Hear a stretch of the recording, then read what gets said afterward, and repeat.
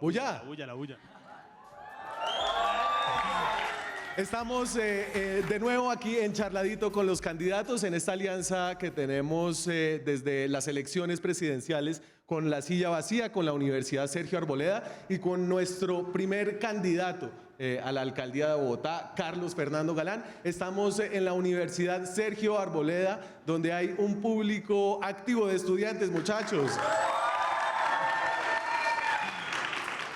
Para este charladito nos acompaña Juan Esteban Lewin. Señor, ¿usted quién es? Preséntese, por favor. Muchas gracias, Daniel. Yo soy el editor general y director encargado de La Silla Vacía y espero aquí charlar con Carlos Fernando como charlaremos con los demás más adelante, ¿no? Ya están casi confirmados. Casi confirmados, uno cada semana de lo que queda del mes de septiembre para que todos estén pendientes de eso. Jugando de local, el profesor Nicolás Liendo. Bueno, muchas gracias a todos, bienvenidos. Soy el decano de la Escuela de Política y Relaciones Internacionales de la Sergio Arboleda. Bienvenidos, Carlos Fernando, y bienvenido a Red Más y a La Silla Vacía. Muchas gracias. Carlos Fernando. Bueno, muchas gracias, Daniel, Juan Esteban, Nicolás, a todos los estudiantes que nos acompañan. Gracias por esta oportunidad. Me interesa mucho poder dialogar con los estudiantes. Estamos haciendo muchos ejercicios en esta campaña de diálogo. Un ejercicio que se llama Convénceme Galán, donde yo me siento en un escritorio y le doy 3 minutos a cada uno para que me haga las preguntas que quiere. Entonces yo quiero tener diálogo permanente con los estudiantes porque tengo la convicción de que las ideas de esta nueva generación nos pueden ayudar a cambiar a Bogotá. Y esta noche, hoy queremos, ya tengo el chip. La costumbre. Queremos saber, además de sus propuestas, un poco quién es usted. Usted es una persona que ha estado presente en la vida pública colombiana desde hace mucho tiempo por su historia familiar. Pero queremos volver a reconocerlo, ya que podría ser usted el próximo alcalde de esta ciudad. Y obviamente la historia de su vida comienza con la historia de su familia, con la historia de su papá Luis Carlos Galán. Aquí tenemos una foto muy bonita que usted compartió a propósito del aniversario de los 30 años. Este es un momento captado en el mismo año que fue asesinado su papá en Soacha en junio de 1989. Cuénteme un poquito de qué significa ser hijo de Luis Carlos Galán. Bueno, Daniel, pues para mí es motivo de orgullo ser hijo de Luis Carlos Galán.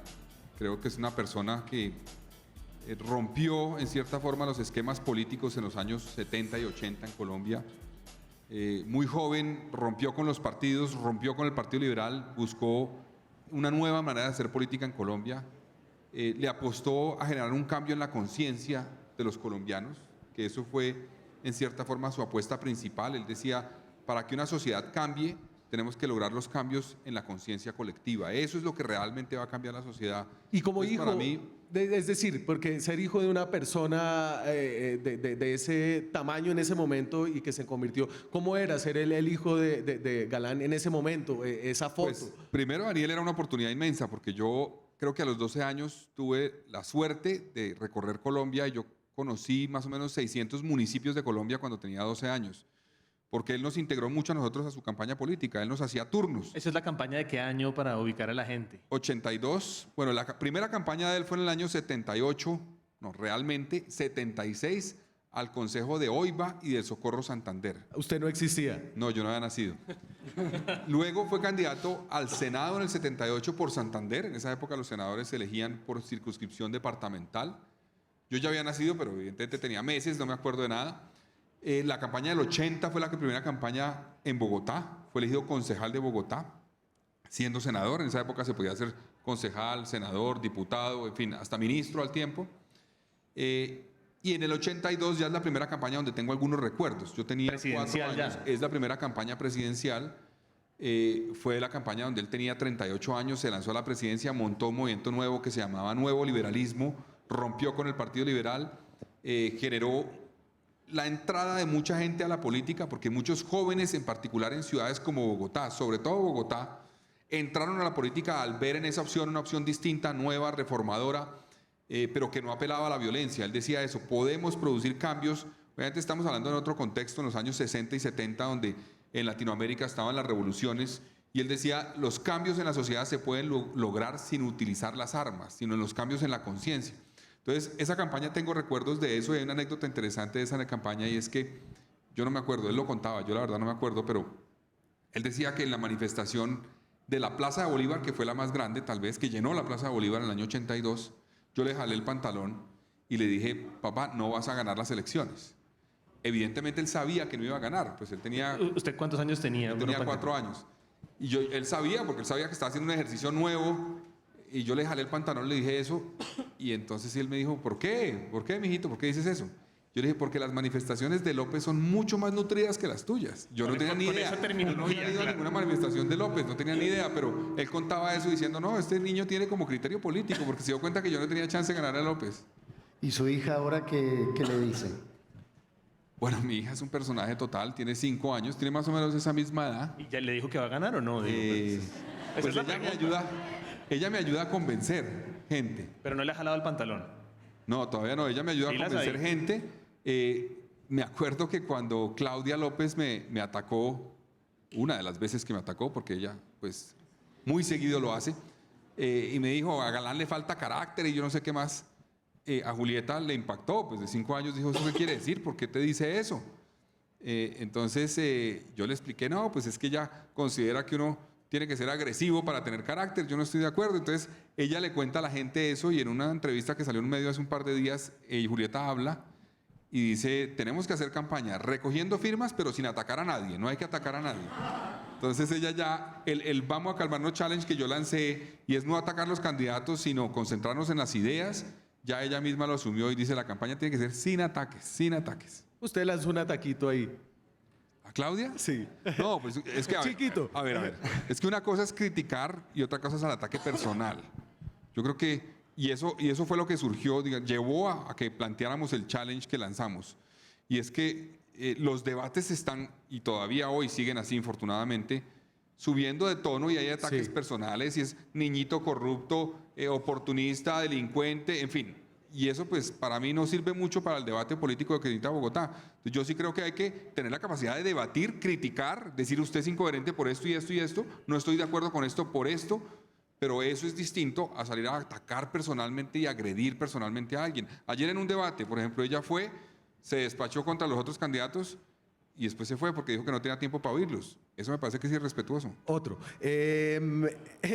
Después de que mataron a su papá, usted se fue a Francia, después allá hizo su bachillerato, después estudió en Estados Unidos, en la Escuela de Relaciones Internacionales de Georgetown, y en ese momento me da la impresión que usted no estaba casado con una vida política.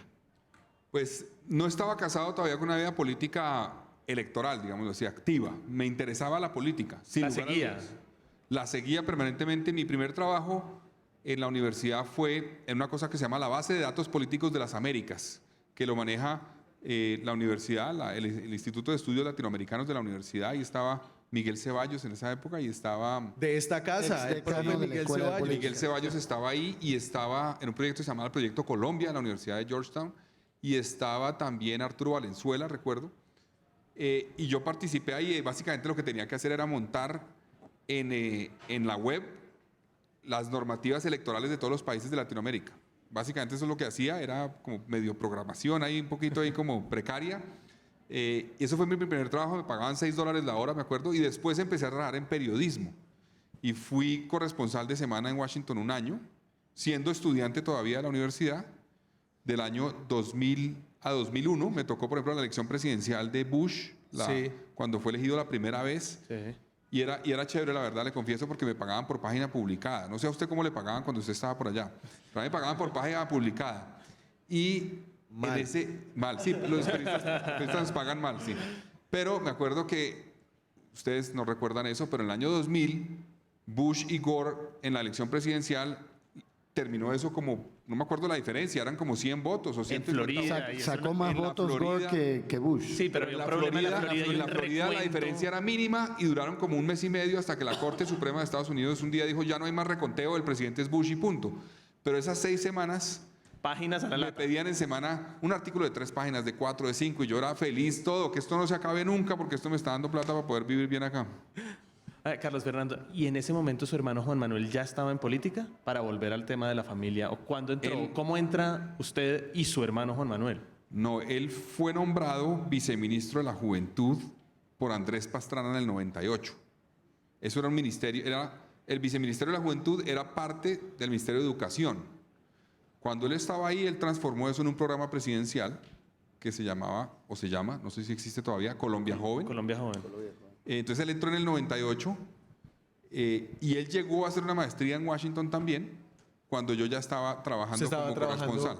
Y con César Gaviria. Y después entré a trabajar en la OEA. En la OEA, un par de años en temas de observación electoral en varios países. Estuve en la misión que la OEA lanzó en Venezuela para hacer un referendo revocatorio del gobierno del presidente Chávez en el año 2002, 2003. Ahí estuve un par de años y después ya me regresé a Colombia a trabajar en periodismo político como redactor de la revista Cambio. Nicolás, ¿me voy a su llegada a la política o usted tiene algo más por No, acá? yo le iba a preguntar, ya que estamos hablando de la familia, ¿cómo era un almuerzo de domingo en la familia? ¿Hay acuerdos, hay desacuerdos? Me imagino que el tema político está allí, ¿no? Entonces, ya que su hermano... Esa pregunta es, ¿un almuerzo actual o un almuerzo en esa época? De esta época. De esta época. Bueno, nosotros hemos tenido diferencias. Ustedes saben, se recordarán que mi hermano hizo parte del Partido Liberal, yo era de Cambio Radical, escogimos cada uno un camino distinto para iniciar nuestras carreras políticas, que en cierta forma eso nos diferencia de personas en una misma familia que han hecho política, porque usualmente lo que hacen es, una persona de la familia hace política, es elegido concejal, luego ya no se lanza a concejal sino a senador y pone a su familiar para que se lance al consejo y más o menos le hereda la curul. Nosotros no, nosotros cada uno escogió un camino distinto, competimos inclusive al Senado.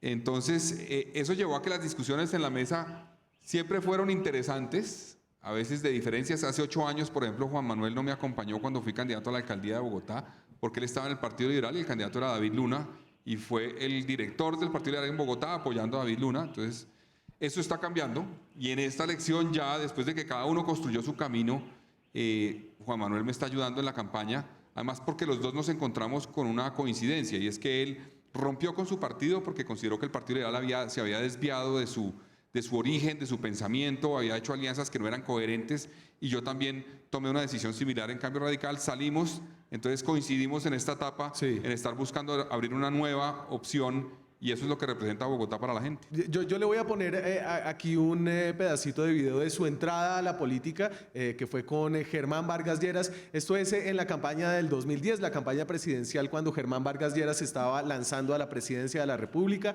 en la convención del partido Cambio Radical. Su carácter, su experiencia e incluso sus heridas de guerra nos demuestran que usted, doctor Vargas Lleras, debe ser, antes que cualquier otro, el comandante en jefe de las Fuerzas Armadas de Colombia. ¿Por qué Vargas entonces y qué hay de Vargas Bueno, hoy? Esa no fue mi entrada a la política, ¿no? Esto fue en el 2010, yo entré en el 2007, yo ya llevaba 3 años haciendo En política. Cambio Radical. Cambio Radical. Sí, en Cambio Radical. El yo partido empecé. que era de Vargas Lleras, digamos, él Cierto. era el líder sin duda alguna en ese Sin momento. duda, y esa es una de las críticas que me hacen. ¿Por qué milité en Cambio Radical? ¿Por qué acompañé a Vargas Lleras? Varias cosas. Cambio Radical es un partido de origen liberal que surgió por el escándalo de la financiación de la campaña presidencial de Ernesto Samper en el 97. En ese año 97, el Partido Liberal se divide en cierta forma. El oficialista apoya a Horacio Serpa y un sector galanista rompe, busca apoyar a Alfonso Valdivieso originalmente, que había sido fiscal general de la Nación, y luego hace un acuerdo con Andrés Pastrana, en una gran alianza que se llamó la Gran Alianza por el Cambio. Entonces ese es el origen de Cambio Radical. Es un partido donde estuvieron, por ejemplo, Humberto de la Calle, donde estuvo Rafael Pardo, Alfonso Valdivieso, entre otros. ¿Va a mencionar a alguien? No, hágale, pero ¿por qué Vargas? Es decir, usted Bueno, tenía entonces el nombre galán, el llegué. privilegio. Vargas llegó a ese partido, Vargas fue miembro del Nuevo Liberalismo, él fue concejal del Nuevo Liberalismo, aunque la primera vez que se lanzó al Consejo se quemó en Bogotá, no salió elegido. Él surgió, mi padre lo nombró a Germán Vargas como el coordinador de la zona 14 de los mártires en Bogotá del Nuevo Liberalismo en el año 86 más o menos.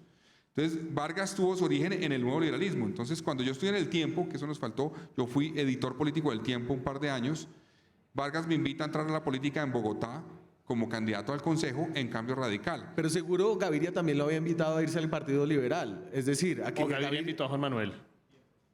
Bueno, no, a mí me invitó fue Germán Vargas. Es Gaviria nunca lo 2007, invitó. pero Juan Manuel ya estaba en política. Sí, Juan Manuel ya era Liberal. senador liberal en ese Exacto. momento, era senador del Partido Liberal, Vargas me invita, Gaviria y el Partido Liberal reacciona un poco diciendo debería más bien venirse para acá. Yo dije, yo quiero abrir mi espacio propio, no quiero que me digan que mi hermano me está abriendo un espacio, sino yo construir mi espacio. Por eso en parte me quedé en Cambio Radical, lo hice ahí. En ese año del 2007 todavía no se conocían los graves casos de vínculos con la parapolítica de Cambio Radical. Se vinieron a conocer más adelante, el 2008, 2009, 2010. Yo mismo dije como concejal que era una vergüenza lo que había pasado en Cambio Pero venga, Radical. ¿fue el carisma de Germán Vargas? No, yo creo que Vargas Lleras es una persona preparada, que conoce el país, que tiene una capacidad de gestión impresionante, de lograr sacar adelante proyectos, pero creo que Vargas, y lo he dicho varias oportunidades, se equivocó al creer que la política se debe hacer haciendo alianzas con caciques en las regiones, muchos de los cuales son cuestionados. Yo di pleitos en Cambio Radical. Y para allá como vamos. director. Entonces, eso me llevó a alejarme de Vargas Lleras. Seguimos con Carlos Fernando Galán. Vamos a hacer una pequeña pausa. Estamos en la Universidad Sergio Arboleda. Ya volvemos. Seguimos aquí desde la Sergio Arboleda. Estamos en este formato de charladito con los candidatos a la alcaldía de Bogotá en alianza con la Silla Vacía, con la Universidad Sergio Arboleda. Hablábamos de su lucha interna dentro de los partidos y no sé si usted tiene algo acerca de eso, Nicolás. Bueno, la primera pregunta que le iba a hacer es sobre la fragmentación en el Consejo de Bogotá. O sea, ¿cómo avisora usted su gobernabilidad con la lista que tiene? ¿Cuántas curules le avisora su lista? ¿Y se aplicaría una política de mermelada cero así como la que tiene el presidente Duque? ¿O cómo sería esa relación con el Consejo? Y déjeme simplemente enmarcar esa pregunta en el relato que veníamos haciendo de su carrera política, donde llega a Cambio Radical, es presidente de Cambio Radical o director del partido dos veces y hace una lucha interna dentro del partido, uno de los más contaminados por hechos de corrupción, de parapolítica, que termina en su renuncia, primero de la presidencia del partido. Bueno, yo efectivamente de una pelea fuerte en Cambio Radical desde el año 2011. Yo cuando fui candidato a la alcaldía de Bogotá hace 8 años, asumí la dirección en un momento de crisis del partido. El partido le había entregado el aval a muchas personas cuestionadas.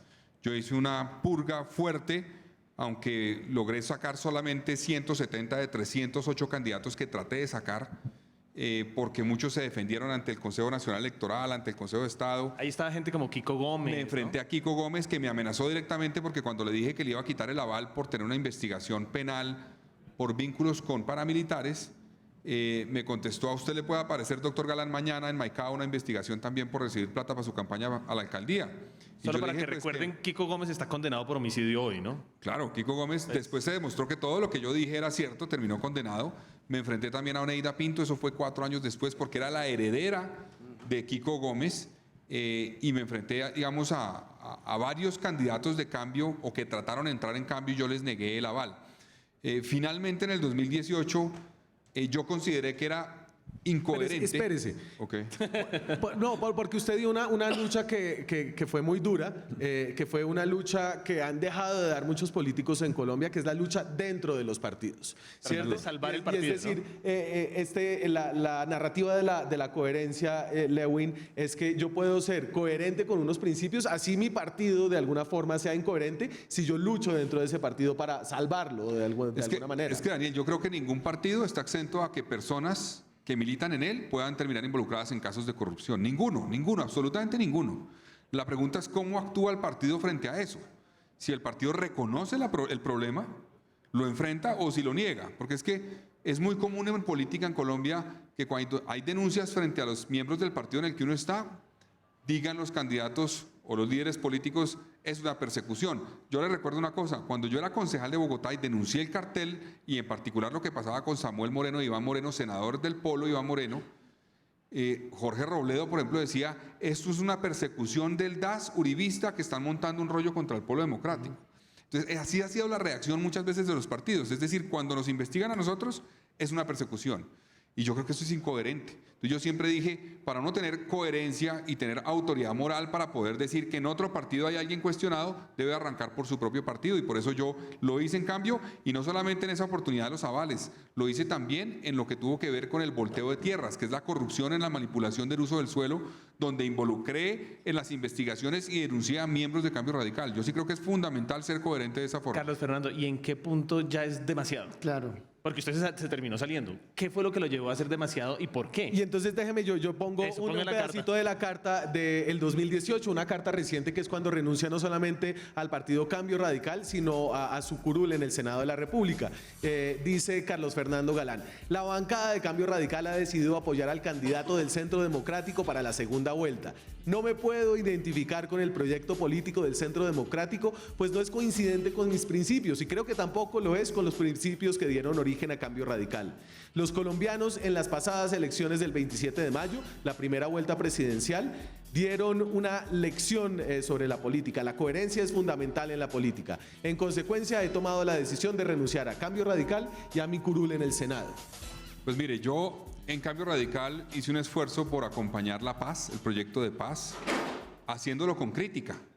Inclusive el gobierno del presidente Santos se molestaba cada vez que yo presentaba una proposición en el desarrollo jurídico del acuerdo de paz, porque decían que yo le estaba poniendo trabas al acuerdo, supuestamente. Yo lo que les decía es, tenemos que garantizar que ese acuerdo tenga unas condiciones para que el que incumpla pague por eso y pierda todos los beneficios que se le va a dar en el acuerdo de paz, y el que cumpla se le garantice todo. Y yo decía, en el desarrollo jurídico que están haciendo en el Congreso no está garantizado eso. Están en cierta forma generando una especie de inmunidad a quienes hacen parte del acuerdo de paz. Eso me llevó a tener diferencias con el gobierno, pero entonces yo acompañé el acuerdo de paz por convicción con esos componentes que planteé en proposiciones. Pero luego llega la elección presidencial, donde yo vi que la opción que no estaba de acuerdo con ese proceso de paz fue mayoritaria. Ganó la elección en primera vuelta. Y el acuerdo, que había sido fundamental en la campaña presidencial, pues ya se volvió secundario. Y en el partido Cambio Radical, todos los que estaban acompañando el acuerdo, al otro día de la primera vuelta dijeron, no, pues ya, esto ya no más, nos vamos eventualmente a acompañar al otro candidato. Yo dije, pero eso sí es dar marcha atrás en lo que planteamos. Nosotros tenemos que respetar la voluntad popular. Ganó mayoritariamente el sector que no considera que el acuerdo de paz es el adecuado, pero nosotros defendemos otra teoría. Y hay gente que nos sigue, que nos ha apoyado y que defiende otra teoría. Tenemos que seguir representándolos. Irnos para allá es asumir que tenemos que renunciar a nuestras posiciones, y para mí fue incoherente. Yo dije, no lo voy a hacer. Bueno, pero y ahora en el contexto local, en 2011 hubo un contexto, usted decía recién que fue candidato a alcalde, allí Petro llegó a la alcaldía y ese camino, dicen muchos, se allanó a partir de que no se pudo lograr la alianza entre usted, Luna y Gina Parodi en su momento. Ahora estamos en un contexto similar donde Claudia López va primera en las encuestas y muchos conversan de una opción de una alianza con Miguel Uribe. Pero y entonces, para ambientar, déjeme ambientarle esa pregunta y les voy a cambiar el orden allá, muchachos. Vamos al último, al full con Álvaro Uribe. Y es que Miguel Uribe es un candidato que está apoyado por el Centro Democrático, el Partido Liberal, Conservador, Colombia Mira, Justa Libre, Mira. Ya, sí. Es un árbol de Navidad que tiene también al Partido Liberal, pero tiene sobre todo al que es el político más influyente de este país, Álvaro Uribe Vélez, con quien usted ha tenido encuentros como este. Mi padre me enseñó una cosa importante, me dijo, la política es incompatible con los negocios. No, señor, esos eran negocios lícitos. Esos eran negocios lícitos. Yo no soy negociante con el Estado público. No, señor. Su padre nunca negaba que el colombiano podía ser empresario. No sean mentirosos. Eso Fácil es una alianza. del 2008 en un debate de control política sobre el volteo de tierras. Esto es la Sergio, ¿le están aplaudiendo a Uribe o no? Pluralidad. La edición del video. Ah, la que edición quedó del muy video. bien, quedó muy claro. Entonces, ahí se la puso Nicolás. Sí. O sea, ¿cuál contesto? Usted, La posibilidad de una alianza con Miguel posibilidad de una Uribe, alianza siendo con que este Uribe contexto. está apoyando. yo creo que sería incoherente para mí, después de todo lo que he planteado, dar marcha atrás en eso. Yo planteo una opción de centro, que es lo que necesita Bogotá, que no dependa de estructuras políticas, que respeto, pero que considero que en su mayoría no representan a la gente. Esta es una ciudad independiente. Bogotá es una ciudad independiente, rebelde, crítica, que no traga entero y ahí no le dan órdenes. Uno puede tener 20 avales, pero si uno no representa los intereses de la gente, no va a ser elegido alcalde. Yo tengo el respaldo desde la ciudadanía, recogí firmas. Entonces, para mí sería incoherente hacer una alianza con Miguel Uribe y con los partidos que acompañan a Miguel Uribe. Pero en ese momento y en la elección que usted perdió en el 2011, mire, quedaron con 32% Gustavo Petro, Peñalosa 25%, Gina 17%, Galán 13%. Si Gina o Galán se hubieran... Y Luna, unido- le faltó Luna. Luna porque también 4. tenía Es que Luna 4. Pero suma. Sí. Saludos a David Luna. En ese momento y después de esa elección hubo una lectura y es que habría que haberse unido para derrotar a Gustavo Petro. ¿Usted cree que eso es una elección también, distinta? Pero Daniel, eso parte de la base de que, primero, de que los ciudadanos son borregos y entonces las alianzas se suman así. Entonces, si hay 13% del 1 y 17, se juntan y van a tener 30. Eso no es así. La política no es aritmética.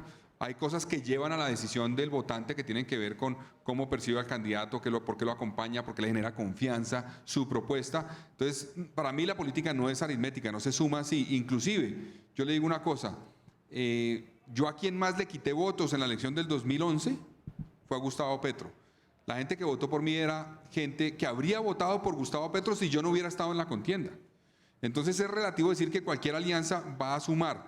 Puedes más bien restar las alianzas. Hay alianzas que suman, que multiplican y otras que restan. Entonces yo respeto a los ciudadanos y yo creo que quienes me están acompañando, que además es creciente el apoyo, lo siento en las calles, en todas las encuestas, tengo que ser coherente con ese apoyo que me están dando por ser independiente y voy a respetarlos y trabajar hasta el final como independiente.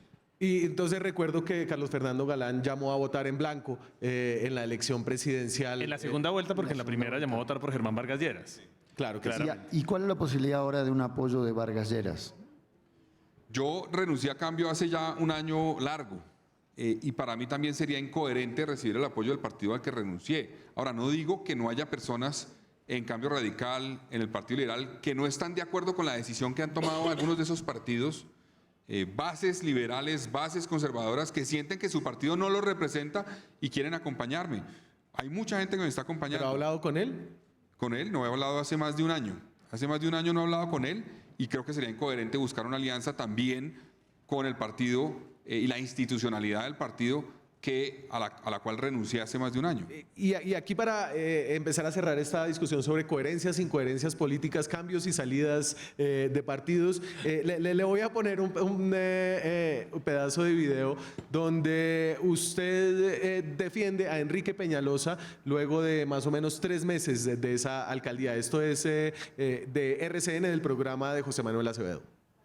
100 días después del inicio de su mandato, ¿creen ustedes que Enrique Peñalosa lo ha hecho bien? ¿Sí o no? Es nuestra pregunta del día. Y saludo de inmediato al senador Carlos Fernando Galán, del Partido Cambio Radical. ¿Qué dice usted, senador? ¿Sí o no?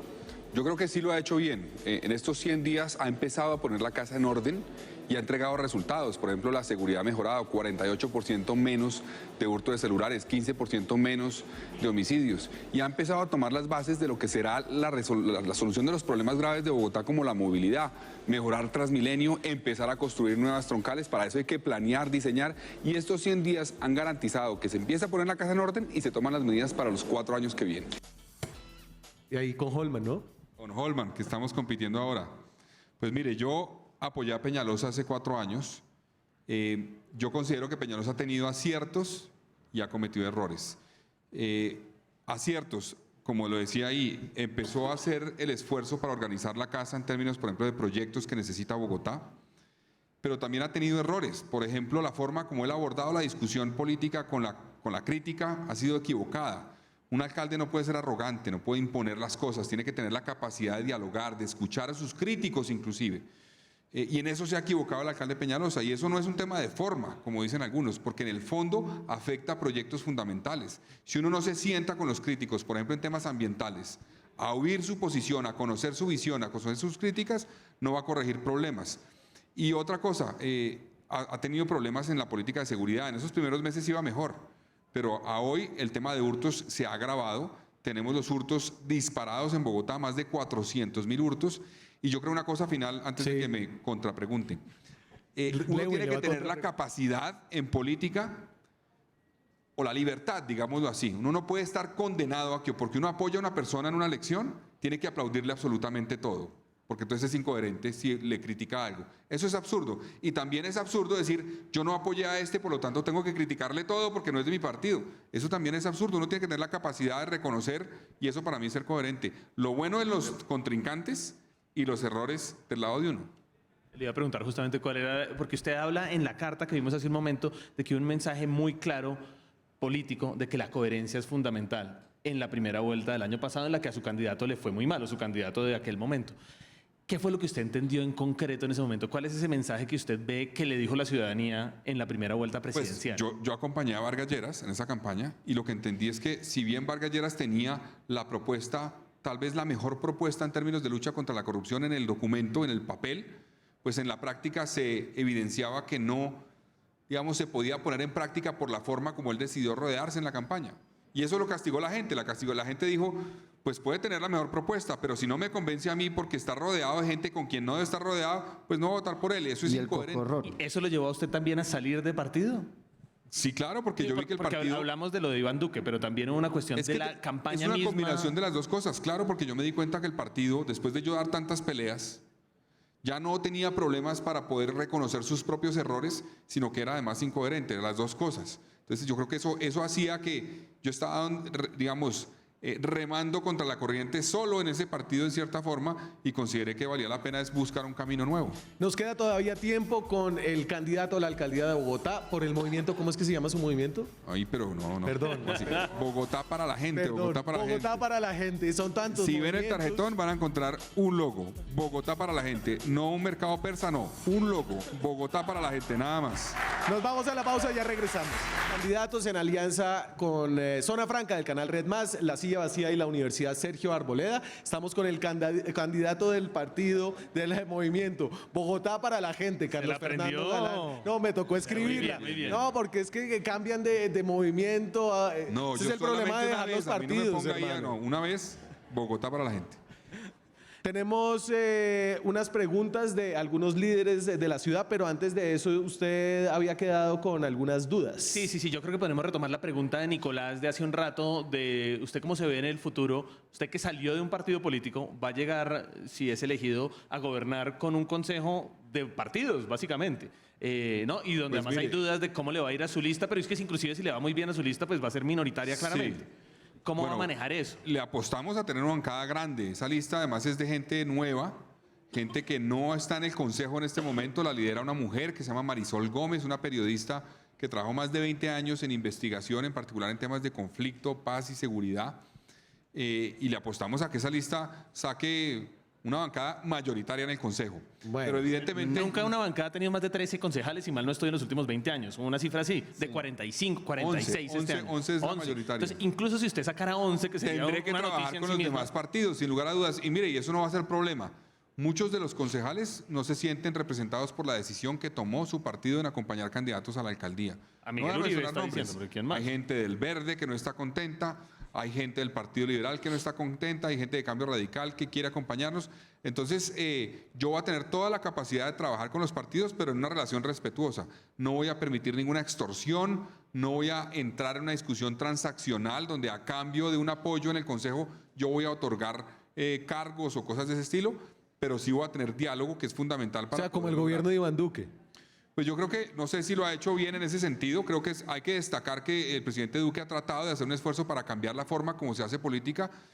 Creo que los ministros de pronto han tenido una dificultad para un diálogo más efectivo con los sectores políticos. No significa eso entregar cosas a cambio de votos.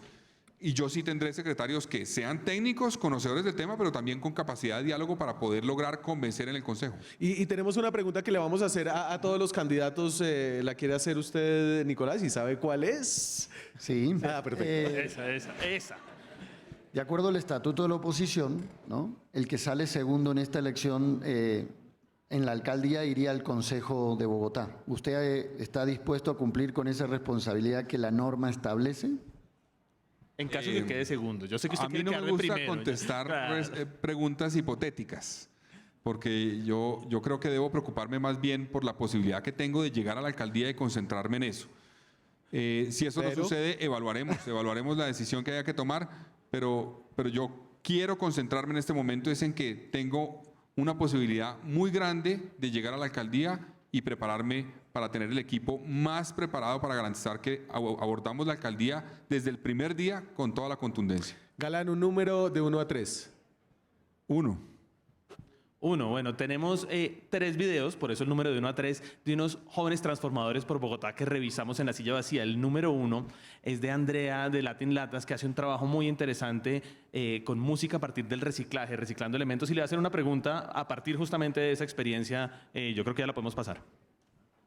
Quisiera saber si conoce el movimiento mundial de residuo cero y más allá de reciclar, que sabemos que es tan importante, ya que todas las ciudades vayan hacia allá, quisiera saber cuál es su propuesta de educación para incentivar el consumo responsable, sabiendo que en el mundo se recicla solamente el 16% de la basura que generamos.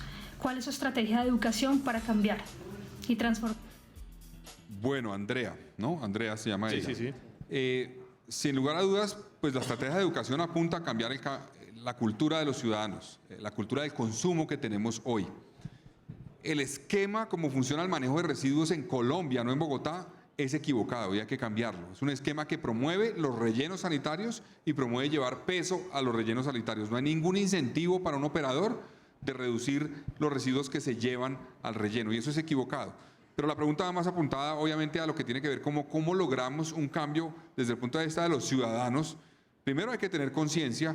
Yo gastaría plata del distrito en herramientas distintas a la publicidad que gasta tanto esta administración para promover obras, en generar conciencia ciudadana. Haría un esfuerzo desde las instituciones educativas del distrito, desde los colegios, que creo que es la clave, de generar conciencia sobre cómo podemos llegar a un consumo responsable, qué significa la economía circular, cómo podemos realmente tener una dinámica adecuada de protección de la labor que cumplen los recicladores, pero todos acompañarlos y apoyarlos.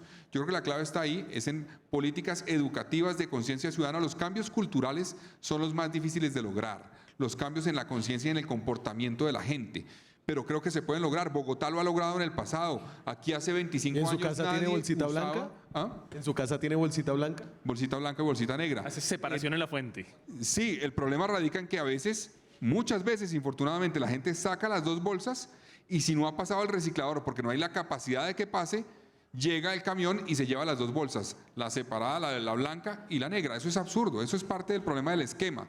Pero entonces, volviendo al tema del cambio de comportamiento, Bogotá ha logrado cambios de comportamiento en movilidad, en convivencia en el pasado. Los perdimos, lo abandonamos. Yo creo que tenemos que recuperar eso. Eso no es solamente con campañas publicitarias, eso es con un ejercicio de investigación que lleva a la persona a comportarse de una forma y cómo podemos lograr que cambie de comportamiento. Yo voy a aprender en ese sentido de Mocus. Lo que hizo Mocus en Bogotá fue muy interesante en los años 90 y tenemos que replicar eso. No decir que tenemos el apoyo de Mocus o que admiramos a Mocus simplemente, sino actuar de manera consecuente con eso y aplicar dinámicas, estrategias e ideas mocusianas para cambiar los comportamientos en el tema del manejo de residuos en Bogotá. Pero Mocus apoya a Claudia López. Yo no lo veo mucho apoyándola, la verdad, pero si usted se da cuenta, la mayoría de las personas que comparten la visión de hacer política de Mocus no están allá. Yo no creo que ellos compartan, ni el mismo Mocus, esa agresividad en la política. El ejercicio que hicimos con el challenge de Vamos a Calmarnos Challenge es muy mocusiano, porque a mí me decía un periodista, no voy a decir nombres, en 40 años de cubrimiento político, nunca había visto un candidato a un cargo como la alcaldía que paute en redes sociales un video, pague para divulgar un video donde el candidato habla positivo de otro candidato. Yo pauté un video hablando positivo de Claudia López, uno de Miguel Uribe, uno de Holman Morris, porque creo que hay que cambiar la dinámica. Ese es un ejercicio muy mocusiano, mucho más coherente con lo que él dice que lo que dice la candidata que en principio está acompañando. Nos queda un ratico para que hablen los estudiantes de la Sergio Arboleda. Me voy a ir a la pausa, vamos alistando sus preguntas y ya regresamos. Seguimos aquí en la Universidad Sergio Arboleda. Estamos charladito con nuestro primer candidato a la alcaldía de Bogotá, Carlos Fernando Galán, que hace parte del movimiento Bogotá para la gente. Tiene que leerlo. Pero ¿no? se la aprendió, ahí se la va aprendiendo. Tenemos preguntas de nuestros estudiantes. Va a estar tomando esas preguntas Angélica Latorre, que es periodista de Zona Franca. Angélica. Hola, bueno, tenemos acá preguntas. Cuéntanos tu nombre y la pregunta.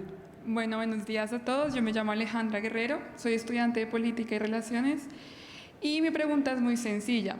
Simplemente quisiera saber, usted como candidato, ¿qué lectura hace de la encuesta que salió esta semana de Guarumo, en la cual la segunda intención de voto es la del voto en blanco? Entonces, ¿qué lectura hace de ese escepticismo en los bogotanos a la hora de escoger el que muchos llaman el segundo cargo más importante del país? Bueno, Alejandra, gracias por la pregunta.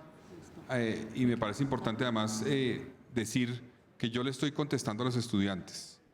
En el Convénceme Galán, que es un ejercicio que hago en la calle, dándole la oportunidad a los estudiantes en particular que me pregunten, y estoy yendo a los debates de los estudiantes.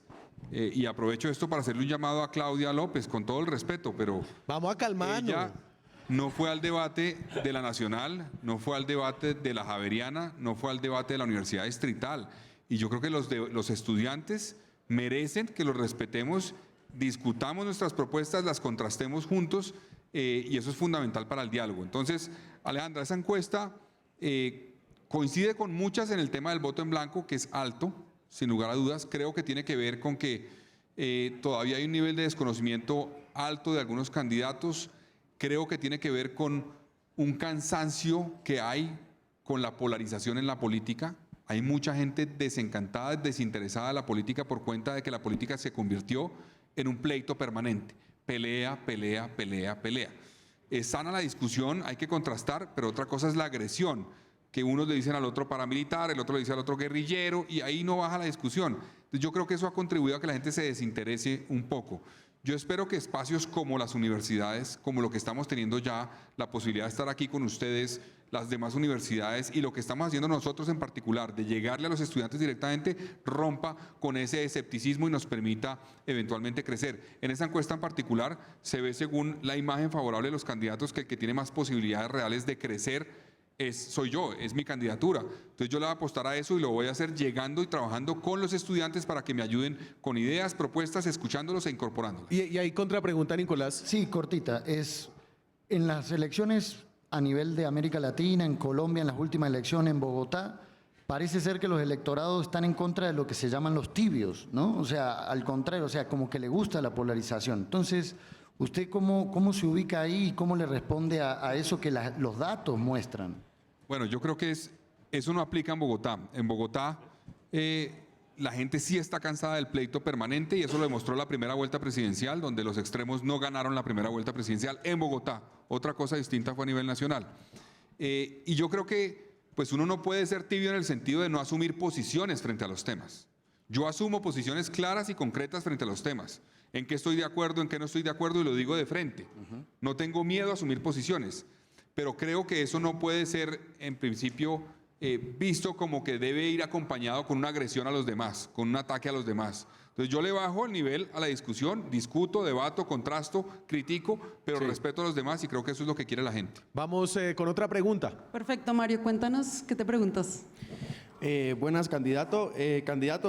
Usted pertenece a una familia que le ha permitido acceder a privilegios. ¿Qué le diría a sectores de la sociedad bogotana que no han tenido las mismas oportunidades? Bueno, yo pertenezco a una familia que ha trabajado en el sector público, varios miembros de la familia, sin lugar a dudas, desde mi abuelo Mario Galán, que trabajó como diputado en Santander, trabajó en la Asamblea de Santander, y nosotros nos inculcaron que el servicio público era una actividad noble si se hace bien. Eso fue lo que aprendí yo, lo aprendí en mi casa con mis padres. Hay una diferencia entre el caso mío y de otras personas que han hecho política después de que sus padres lo hicieran, y es que a mi padre lo asesinaron hace 30 años. Yo tenía 12 años cuando lo asesinaron y yo empecé a hacer política 18 años después de su muerte. Yo no lo he tenido ahí al lado para que me acompañe, me ayude, me asesore. Es una guía, es un referente, pero también es una responsabilidad muy grande. Y es el apellido, es decir... Le da un reconocimiento muy grande. Sí, sin duda, y es una exigencia muy grande. La gente espera mucho más de alguien que tiene el apellido Galán que de otros. Y entonces es una responsabilidad grande que uno tiene y tiene que ser consecuente con eso. Pero yo creo que tenemos que garantizar que todos los que quieran poder participar en política, poder acceder a tomar decisiones, puedan hacerlo. Eso es lo que yo estoy haciendo con Bogotá para la gente. Ese movimiento está lleno de personas jóvenes en particular que no han tenido espacios en los partidos que representan a temas que tienen que ver con el medio ambiente, temas que tienen con emprendimiento, con educación, con periodismo, y yo le apuesto es a abrir espacios para que más personas puedan participar. Pero déjeme una contrapregunta rápida. ¿Usted no sintió que el mensaje que recibió Vargas también era para usted? Es decir, el mensaje para los delfines en la política. Pues es que hemos tenido esa discusión usted y yo varias veces. Vargas es el nieto de un expresidente de la República que tuvo el poder, evidentemente, llegó a la presidencia, gobernó, trató de gobernar varias veces. En el caso mío, yo soy el hijo de una persona que asesinaron hace 30 años, que nunca tuvo el poder, que no lo dejaron llegar al poder, lo mataron antes de que llegara. Entonces yo creo que no es lo mismo, es distinto. Tal vez para algunos el simple hecho de ser hijo de alguien que hizo política es lo mismo. Para mí no es lo mismo, porque para mí Luis Carlos Galán es un referente, una guía, una luz, pero que infortunadamente no está acá conmigo. Y vamos con la última pregunta. Bueno, cuéntanos, Valentina. Hola, yo soy Valentina Cárdenas, estoy en 6º semestre de Comunicación Social y Periodismo. Esta pregunta va por parte de la Sergio Radio, yo hago parte de ahí. Y usted ha planteado que va a utilizar la tecnología para reducir el delito. ¿Cómo realizarlo sin reducir las libertades de los ciudadanos? ¿Cómo reducir el delito sin reducir las libertades de los ciudadanos? Cámaras, face recognition. Ya tenemos cámaras en Bogotá, más de 5.000. Pero yo creo que la clave está en utilizar mejor las cámaras, pero más inclusive que las cámaras es que en Bogotá se denuncian apenas el 25% de los delitos que ocurren. La inmensa mayoría de la gente, con razón, no denuncia porque siente que su denuncia no va a pasar para nada, no va a servir para nada, no va a pasar nada con esa denuncia. Entonces, la clave con la información analítica de datos que yo quiero utilizar y la tecnología es tener más denuncias, que la gente confíe en que su denuncia sí va a servir para algo, apoyar a la persona que es víctima de hurto para que denuncie, para que sienta que pasa algo, para que sea fácil, y con esos datos y esa información que hoy no tenemos, podemos reaccionar a tiempo y implementar políticas predictivas, porque sabremos en qué horario ocurren los delitos, dónde ocurren, qué días ocurren, y eso nos permitirá ser más efectivos para enfrentar la dinámica de inseguridad en Bogotá. Y con esta nos vamos. Muchas gracias a los chicos de la Sergio Arboleda. Gracias, Carlos Fernando. Muchas gracias a ustedes por la oportunidad. En este charladito con los candidatos. Nos vemos.